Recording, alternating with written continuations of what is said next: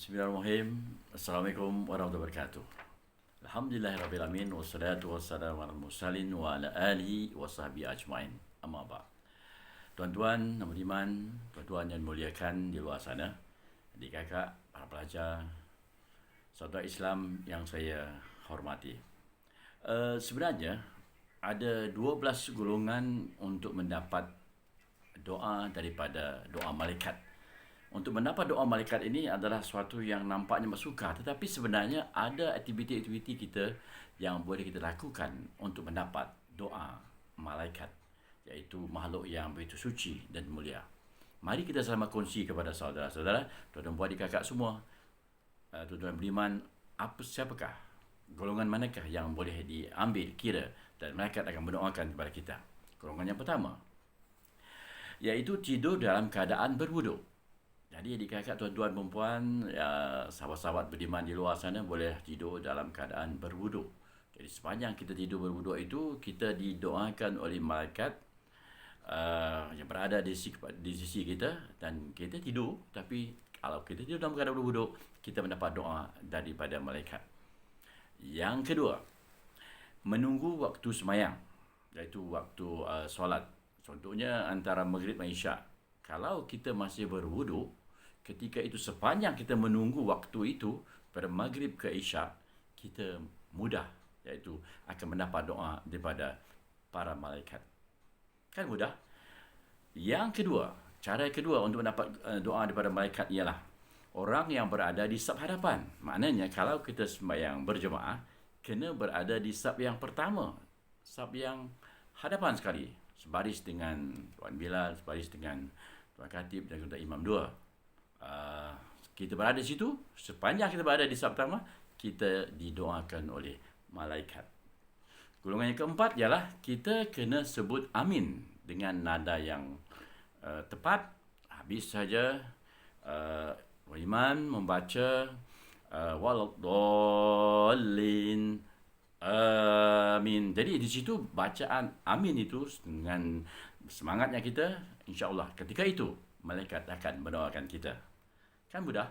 Jadi yang keempat, kita membetulkan saf dalam solat berjemaah.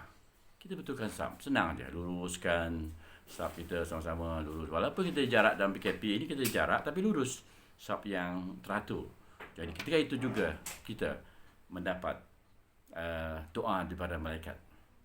Seterusnya, duduk selepas solat jemaah. Selepas solat jemaah, elok kita duduk dulu. Kita bertasbih dulu, berwitir dulu, ya, berselawat dan sebagainya. Jadi seterusnya kita ikut berdoa sehinggalah selesai. Jadi maksudnya ketika kita duduk selepas solat jemaah itu, ketika itulah kita didoakan oleh malaikat. Kan mudah? Yang ketujuh, orang yang sembahyang berjemaah, iaitu sembahyang asar dan sembahyang subuh. Jadi sesiapa yang sembahyang berjemaah, bersolat asar dan subuh, akan mendapat doa daripada malaikat. Kan mudah? Jadi walaupun jemaah itu hanya 2 orang, 3 orang, tetapi 5 orang, di PKP ini kan ada syaratnya, adalah jemaah, insya-Allah akan mendapat doa malaikat. Semudah itu. Seterusnya, orang yang mendoakan saudaranya dalam saudara tidak tahu. Maksudnya, kita dah doa orang baik-baik, doa yang baik kepada sahabat-sahabat kita. Orang tu tak tahu, dia berada di laut, di hutan, kampung lain, di negeri lain, kita doa kepada mereka supaya dia sihat, dimudahkan rezeki. Kita doakan yang baik kepada orang. Jangan kutuk orang. Ingat, kalau kita kutuk orang, malaikat akan doakan kita untuk kutuk dia juga. Jadi elok kita doa orang baik-baik. InsyaAllah kita akan dapat doa yang baik daripada malaikat. Seterusnya, kita hendaklah menziarahi orang yang sakit. Orang yang tak kira sakit tenat, sakit yang kronik, tapi bukan sakit akibat COVID-19. Kita orang sakit maksudnya dengan duaan kuantiti seorang, 2 orang, kita ziarah, kita dengar pakcik kita, makcik kita yang sakit, nenek kita, abah kita, opah kita, kita kena ziarah. Jadi niat daripada rumah, kita ziarah tadi, sepanjang kita ziarah itu, kita akan didoakan oleh malaikat. Semudah itu. Seterusnya, orang yang makan sahur.